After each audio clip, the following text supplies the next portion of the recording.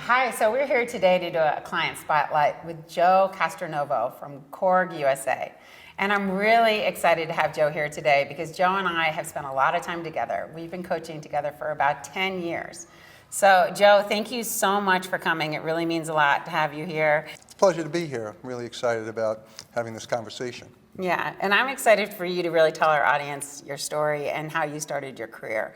But I'd love for you to start a little bit with, how you got here. Tell us about some of, what happened to you before your career. I know you played football in college and some of your early childhood and some of the things, that came out of your earlier life. It goes back to my upbringing. My family. I was lucky enough to be the fourth of 5 children, and I was always around people who were older than I was, striving to be with those older people because you wanted to be picked for the baseball team, picked for playing baseball, playing football. We didn't have all these other sports. And I think that really has an impression because you're always striving to succeed. And that's a big push. Because you're really, to be 8 years younger, you're really pushing up to be able to be around them. Yeah. And obviously it worked out well because you ended up going on to college to play football. So that drive kept going. In a lot of the work that we do, we've really uncovered that so much of our values, our thinking, and our mindset, and our work ethic, come from the first 16 to 18 years of our life. They're such formative times, and if we don't really get that right in those first 18 years, which puts a lot of pressure on parents, it's harder to make it up as adults. And you have incredible work ethic and great mindset. What do you think you drew from that time? Some of the values, I think they progress over time, and I think that that ability to strive to be better, strive to get to that next level of because I was always reaching to be with the older people, older guys. I had really good coaches in high school that really drove that too. Is goal setting really early on. Where do you want to be? What do you want to do? Whether it's wrestling, playing football. Where do how do I get better? I was never a natural athlete, and that's natural where everything came to me easily. But I worked hard at a lot of things.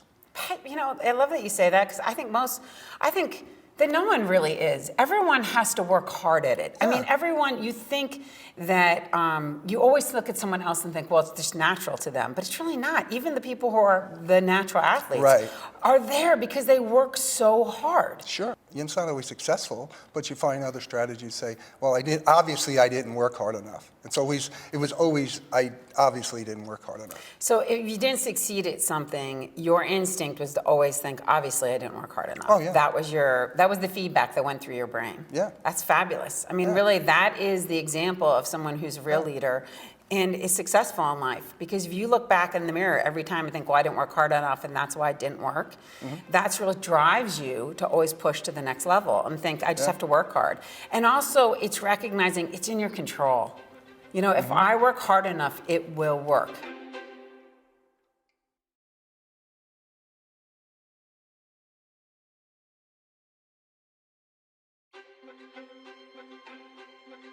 So let's translate that into where you are today, coming to Korg, and talk a little bit about your career with that. Well, going through all that in college, when I got out of college, I really didn't, my dad said, what do you want to be? And what do you want to be? I just want to get out of college. It's really a good thing. But I took accounting classes, and I was majored in accounting, and it really wasn't exciting, but always with a vision of after my first accounting job, really not wanting to be an accountant, but it was a good way to learn about businesses that I didn't really have much experience in. So that was really my path. I went from a small accounting firm to a big accounting firm.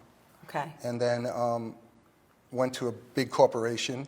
Okay. And learned as much as I could about different types of businesses and traveled all over the world, which was wonderful. That's great. And how did you get to Korg? What happened there? I decided that I was on the road too much and wanted to come back and figured I needed more experience, maybe just in one company. Okay. Even though I had great experience in multiple companies. And so I went to Korg thinking, I'll try this, and it's local, it's on Long Island, it'll be great. And I went there, and I really liked working there. It was great. But for me, it was only a temporary situation. Really? That's Yeah. so funny. And so if you Why would've- was it temporary in your mind? Because it was just, I went, it was really an accounting job. It wasn't really what I was looking for, but I wanted to get off the road. So I did.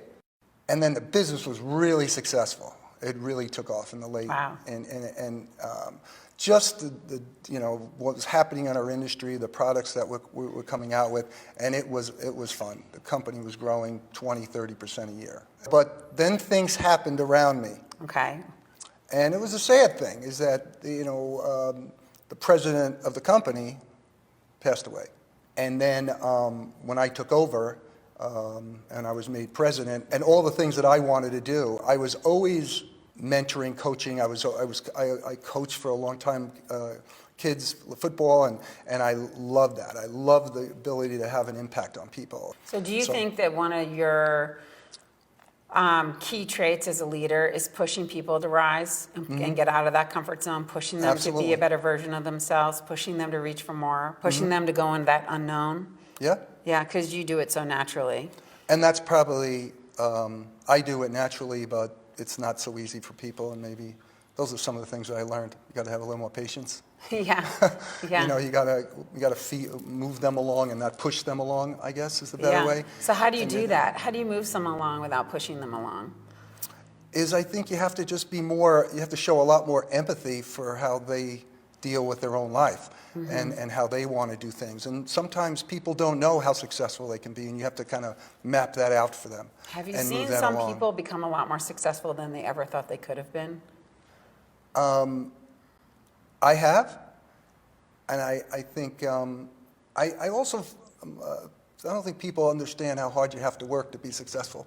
Yes. You've got to dedicate yourself to being successful, and people don't Get that. get that. What do you think how most people see it? I think it's that drive. You have to have drive, and you have to have grit, and you have to be willing to push yourself to a point where you wouldn't thought you could push yourself. And then get up and do it again. And do it again. And do it again. And do it again. And then do it again. You have to be willing to sacrifice, something. Exactly right. You have to be willing to sacrifice Yeah.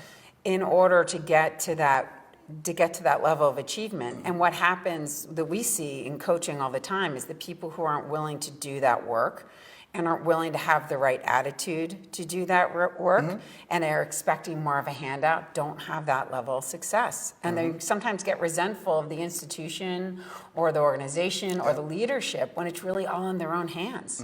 Because the person next to them who's willing to work that hard is the one who gets the prize. Tell me a little bit about some of the challenges you've had to overcome in your leadership and your own personal growth. Well, the best day in my life was becoming president, and that was a wonderful achievement.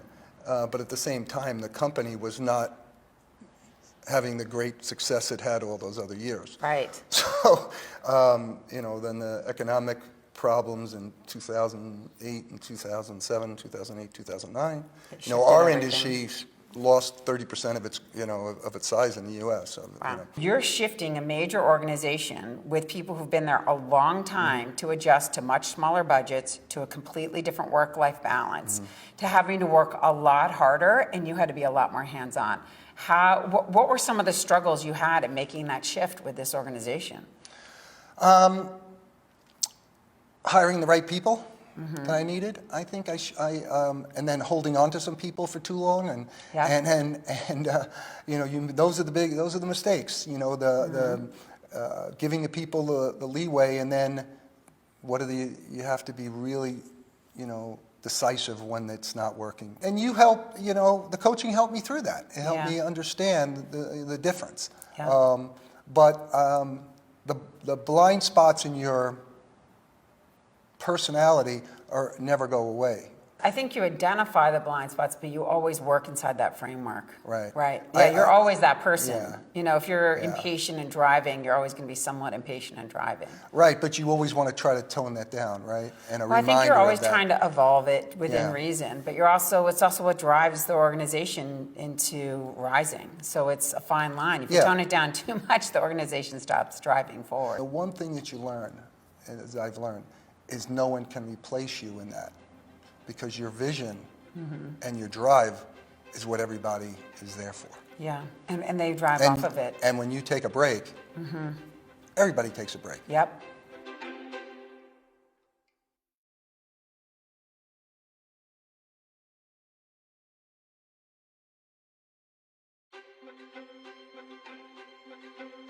So how do you create a company where growth is a constant? Or how do you try to create a company where growth is a constant, where you're really encouraging people? Well, you have to identify what growth is. Growth is not just the bottom line growth, not just revenue growth. It's really about people growth, because people are your biggest asset. It's your biggest line on your company books. And there's so many different people that you have to get those. It's a constant. So many people, you have to keep them going in the same direction. So do you spend a lot of time thinking about your people and how to grow them? Oh, absolutely. And I'm disappointed and I'm happy. At the same time. Sounds like parenting. You know, some really just love it and some just resist it. But you have to get everybody to kind of move. What happens when people resist it? You have to try to understand, you know, through the training that we've had and our employees have had, our management team through your organization, you know, they've learned the techniques to try and help it through, you know, and help people through. Right, help them grow. I mean, help them grow. And it's so much easier to say revenue growth and profit growth. Right. When you get to the fuzzy stuff, you know, the people side, you know, do we really have to talk about that? But it's really important. Well, otherwise really revenue and profit don't grow if you're not growing absolutely. the people. Revenue and profit grow from growing the people. No. They're inherently connected. So. No, but we sell products. What do you mean people? No, no, but I think that's different. And that culture is really tough to sell. But there's so much more, you know, that you have to grow than just about that part of the business or that part of your knowledge. Growing about people, you know. And I always, you know, from when I was a kid, and that's from my father and my mother. You care about people, you give back, and that's all part of that. It's about, I'm giving back my knowledge or my coaching ability or anything I do, I try to impart that on someone else, and that's giving back. Instead of just saying, well, geez, you know, I'm really smart in accounting. Right. You know, who cares? That seems so irrelevant now. Who cares? It's about people, and you interact with people your whole life. And what percentage do you think of your job is growing the people around you and managing the people and thinking about the people? What percentage of the job is that? I now probably 75% of my job. I had 80 in my head. Right away, the number 80 popped Easy. in. I thought 80, I didn't say 80 because I thought that'd be too much. What does this guy do all day? No, because that is what the whole job, I mean, honestly, you could have said 99% because that is the job. When you're the CEO of the company, your job is to think about the people, manage the people, grow the people. That's either your clients, your own, you know, parent company, all the people that work in the executive team and everybody underneath them. All you're doing is managing people. And understanding. The big thing is also you made a great point there.